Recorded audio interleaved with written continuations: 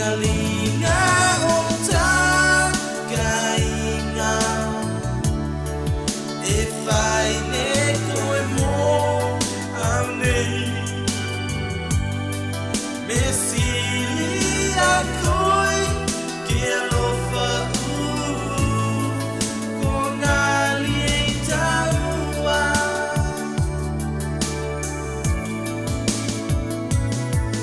me te kamatanga te alofa tēnei tōku loto e whia whia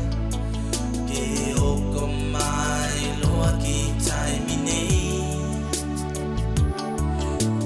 tane tonu tōku whatu mō tōku loto nei te alofa nei se ai se ngata aku moi miti ko tanu ke whakatasi au mo koe Tiaka kaya waka taka inga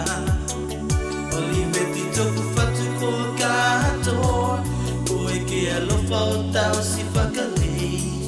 Tau loto tēnei loa te une au Tingalinga o ta kaiga E whai ne koe mō